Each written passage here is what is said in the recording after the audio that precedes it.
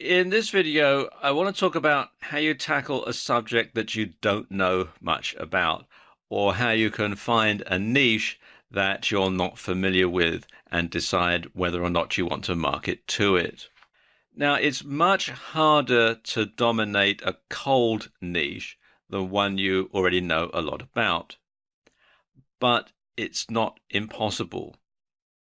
However, you must choose carefully and you must do your homework and make sure that you know what you're doing because it's very easy to fail this way.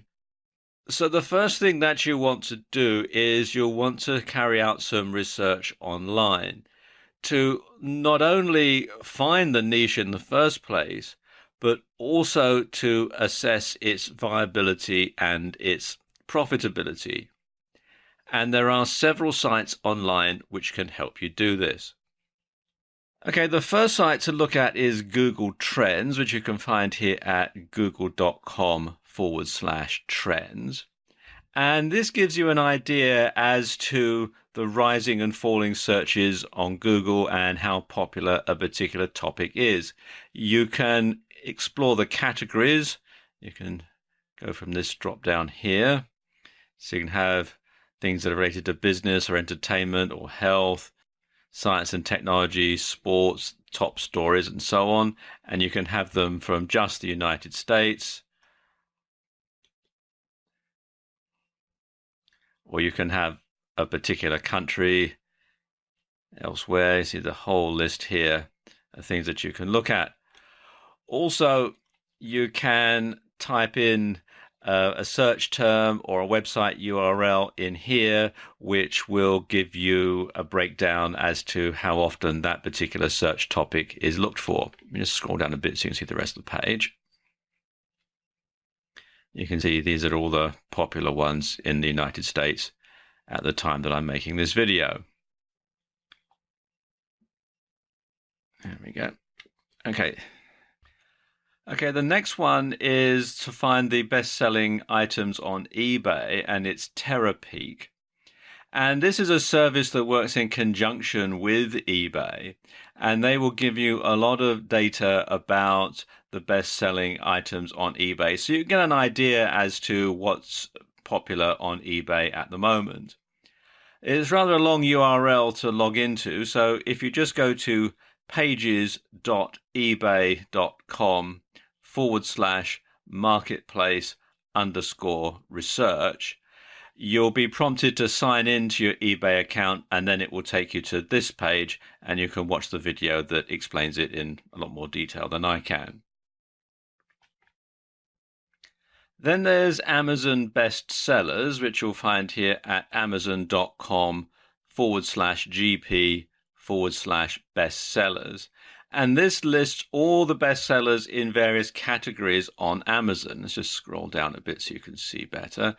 See, you've got toys and games, electronics, camera and photos, video games, books, clothing, and so on. And also, if you've been a regular user to the site, you'll have some featured recommendations based on what you've recently looked at on the site. Now, you can also go down and explore by department. You can see here, which will give you a much deeper insight as to what's selling best on Amazon. Last one I want to show you here, and that's What's Trending, which you can find here at whatstrending.com. And this gives you an idea as to what's trending on social media at the moment. You just scroll down here, you can see all sorts of things here. And it comes from various social media sites, Twitter, Facebook, that sort of thing. You got videos that are trending and so on. You've got more trending things here, and so on. And so, and these are sites that you can look at to get more of an idea as to what's popular online right now. So once you've had a look online to assess this niche's profitability and to decide whether or not it's one you might like to market to, then you want to carry out some further research offline just to carry on and make sure that it is going to be viable. And the first thing that you want to do is to go down to your local newsagent or your local newsstand and take a look at the magazines. Because if a publisher is prepared to put time, effort, and money into publishing a magazine on a subject, then it's a potentially lucrative one. Think about it. It costs money to print a magazine. It costs money to pay journalists to write up all the articles. It costs money to pay the photographers to take the photographs. It costs money to print it and to distribute it and so on. And if it's a magazine that's been around for a while and is published fairly frequently, then you'll know that it's a potentially lucrative niche. And the more magazines, the larger the niche, because obviously each magazine needs to turn a profit. But of course, the downside to that is the more magazines there are, the greater the competition is likely to be. So you might have a harder time dominating this niche. But also, the flip side to that is there may be more affiliate products to sell as well. And trade journals are great for identifying smaller specialist business-related niches, because if there is enough interest for a trade journal to publish and to turn a profit, then it shows that that niche is a viable one, but it may not be one that some of the bigger players feel is worth their while going to. And so therefore, going after some of the smaller niches, some of the low-hanging fruit, might be better than trying to go for something that is more competitive. The next thing you want to do is to pick up a copy of the newspaper and have a look at the want ads and the job ads. Now, if somebody wants something badly enough to spend money on placing an ad, chances are they're not the only person out there looking. So therefore, it shows that there is a need to be filled. And if there's a job to be done, well, there's also a need to be filled and a skill to be learned and a skill to be taught. So that could be another niche or another sign that this niche could be profitable. And then finally, there are TV shows and radio discussions. And in particular, things like home shopping channels. I don't know about you, but I've never actually bought anything from one of these home shopping channels, but obviously people do. So therefore, if they can sell to that niche, if they can sell that product, it costs a lot of money to keep a TV station on air. You've got all sorts of people in the background that have to be paid.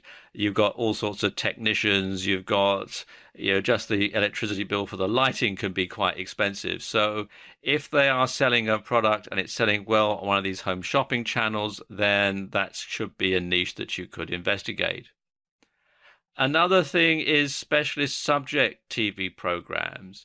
Here in the UK, we have lots of programs about gardening and lots of programs about doing your house up and lots of programs about moving house and finding new houses and that sort of thing. So it just goes to show that that is a big niche. I'm not saying that's one that you should necessarily go after, but if there is enough interest in that particular niche for somebody to make a TV program or a TV series about it, then that shows that it is quite a large niche and it is a viable niche. The other thing is radio phone-ins. And if you've ever listened to a news talk station that's got a phone in, you'll know that people do like to get on and moan, particularly some of these ones that go out at night. They'll just sit and moan. But actually, listening to what they have to say could well point you in the right direction, because if someone is unhappy about something, then they're looking for a solution, and you may be the one to provide it at a cost, of course. So these are all the things that you need to do first to do your preliminary research when you're starting to find a niche that you perhaps don't know anything about. And we'll continue this video in part 2, where I'll talk you through how you go about doing deeper research to make sure that this is the right niche for you and to make sure that it's going to be a profitable one for you.